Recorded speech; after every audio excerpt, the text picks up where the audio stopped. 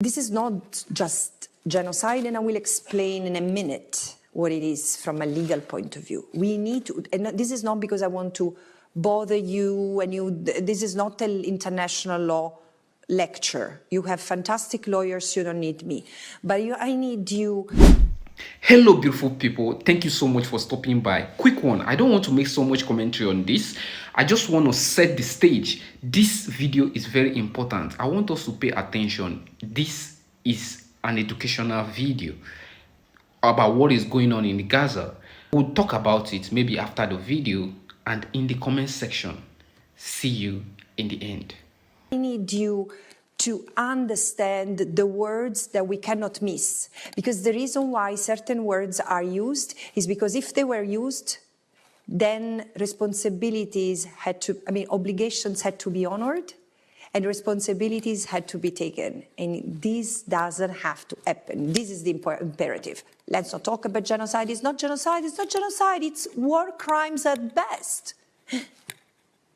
As if it was normal. There are war crimes, and you continue, and member states continue to trade, to have partnership, to transfer weapons. What happened to the obligation stemming from Common Article 1 of the Geneva Conventions to respect and ensure respect for humanitarian law? So if there are wars where war crimes are committed, or if there are occupations where war crimes are committed, you stop transferring weapons. But this doesn't matter, you see.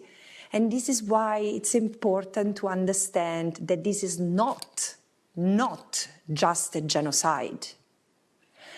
But this is the first genocide that happens in an active settler colonial context, where a country,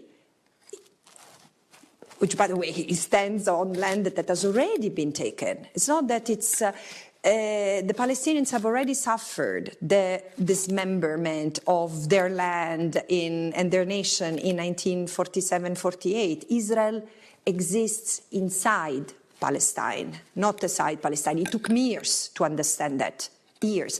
When I was talking, yeah, but why do you...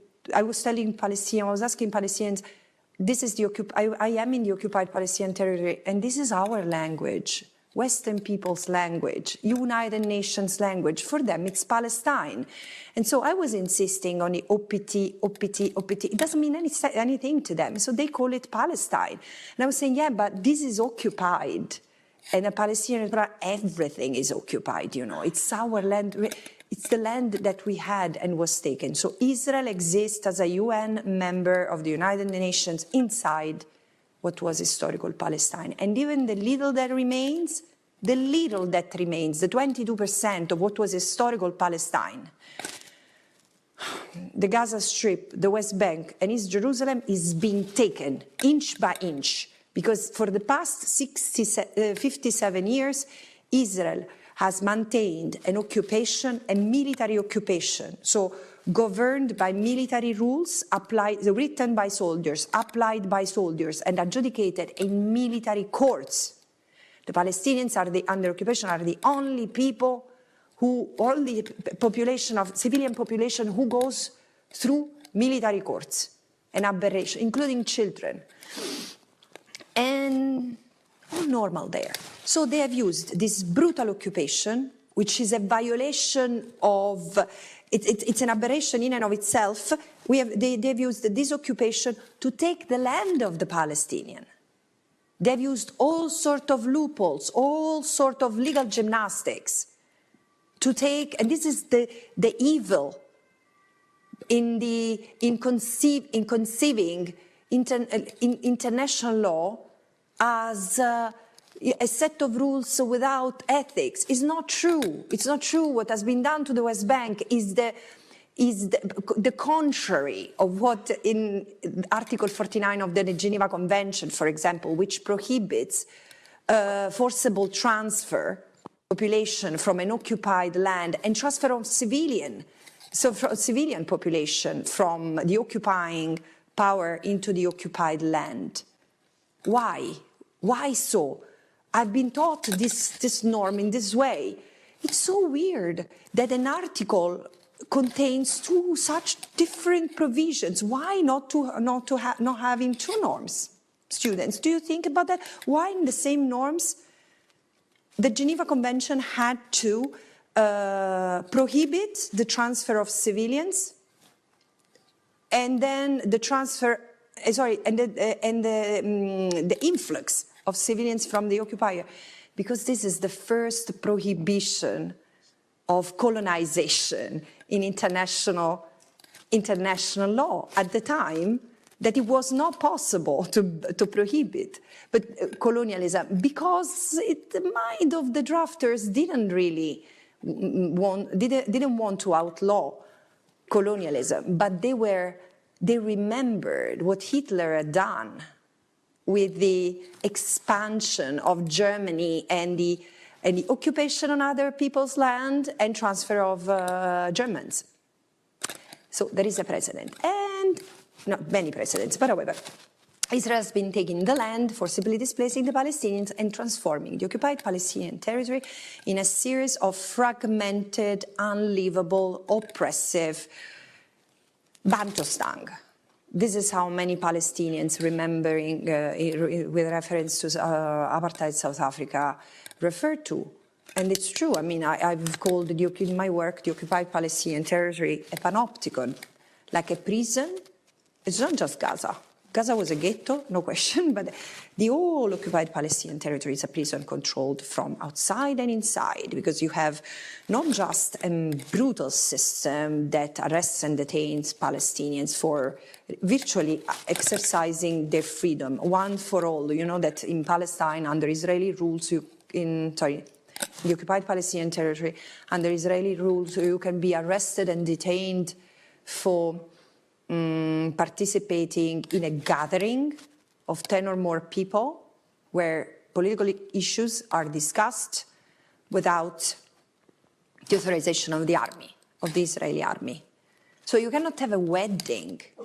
You see that many times the Israeli army breaks into weddings and you say, oh, maybe the Palestinians had weapons. No, the legal ground to do that is that maybe that wedding had not been authorized.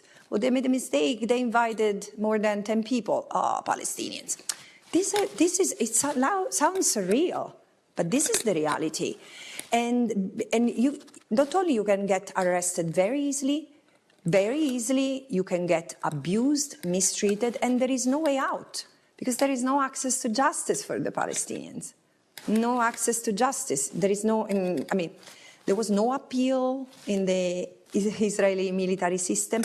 Then they found a solution. Instead of resolving the illegality of the occupation, again, occupation vehicle to take the land, to take the resources, to transfer the benefits to the Israeli states and the settlers who were in 1965, there were zero villages, Israeli villages. Actually, there were Jewish people in the occupied Palestine, what we now call the occupied Palestinian territories. There was just no Israeli civilians who have started to come after the occupation. And why so? Because that had to be, and there was a plan that it has never been enforced as a policy. Israel advances its plans without officializing it.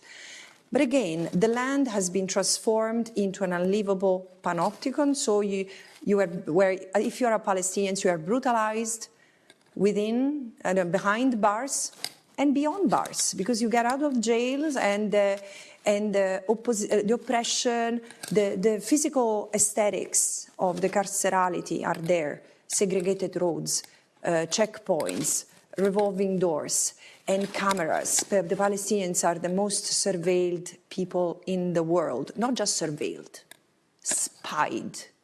To get married, to take residence, to go to a given university, to expand the university, to build an extra stage, an extra story in your building, or to travel outside, to come back in, to go to the next city, to change residence.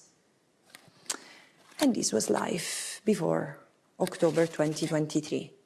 Not to mention Gaza, the ghetto that had been completely forgotten, disappeared from our conscious, right? We don't hear, they don't exist, 5 wars in 17 years, less, sorry. Between 2008 and 2023, before October 23, the Palestinians in Gaza had been victims of ferocious military assaults 5 times. And incrementally, the number of people killed went up from 300 to 500, and then to 2,000 people killed in 2014, and so on and so forth. 5,000 people have been killed by Israeli sniper and bombing through these 5 wars, including 1,200 children. So, and this doesn't even speak to the massacres that the Palestinians have endured as a people, and is still ingrained in their collective body, because peoples are collective bodies, collective consciousness, especially when you are victimized and brutalized for 1 century. But there are so many massacres that have been committed by those who created the State of Israel, since even before the State of Israel existed. And yes, of course, there was violence, including toward those people, because it's true that there was persecution and there was the Holocaust, and it was horrible. But these were our crimes in Europe. Instead, I'm not telling anything new. How do we link this to the genocide? Because the genocide is the genocide is a process, not an act. And it's something that has stages. Those who have studied genocide, and it was not my case until October 2023. So this is why now I'm convinced that out of ignorance, because I didn't know enough about genocide, because lawyers are really, really selective human beings with selective brains. And I'm a lawyer, so I'm not being judgmental to others. We only look at the facts that we have under our nose. God forbids we look at history. We only look at this from the very specific angle of our expertise, which is legal. Anthropologists, social sciences, who are these strange creatures? Why would we talk to them? This is a conflict that is born out of a settler colonial plan, which aims to erase the Palestinians. The Palestinians, I'm not saying anything new. This is a people who have taught us their history. And this is the great thing, that we know a lot of the world. We understand also a lot about international law, thanks to the sacrifice of the Palestinians among many indigenous people. And again, self-determination is the right to exist, or the right of a people to exist as a people. And had I said that 3 years ago, probably people wouldn't have understood. Now I think that you understand. Because as I'm trying to make politicians understand that it's their responsibility, it's not that I'm not asking for empathy. I'm not asking for emotion. I'm asking them to abide by the legal obligations that have entered by signing treaties like the Geneva Conventions, the Genocide Conventions, and all the rest. They know, for sure I know, because they've been, Minister of Foreign Affairs have been preaching and lecturing others in the Global South for decades. All of a sudden, amnesia. But this is why it's our responsibility. It's our responsibility, and they don't even have to accept that it's genocide, okay? But it's their responsibility to act upon the ICJ provisional measures. The ICJ has recognized that there is plausible risk of genocide. And it's true that the jurisprudence of the International Court of Justice is restrictive, because the Court of Justice is a conservative body, works prudently to advance the law, but to interpret the law, but according to state practice. And this is why the ICJ advisory opinion of July last year, and please, please, please read it, own it, because this is fundamental. This is the most important legal document that we have right now. And it's binding. Don't be distracted by the name advisory. It's binding because it's premised upon peremptory norms of international law that cannot be cannot be derogated and must be respected. So that opinion says the occupation is unlawful, not because of violation, not because they arrest children in the middle of the night, not because they torture, not because they demolish homes, not because of the settlers, no, that accompany the, no, it's not because of that. It's because the very essence, the very presence of the occupation, cum settlement, is unlawful. So it violates the right of self-determination of the Palestinian people and generates violence.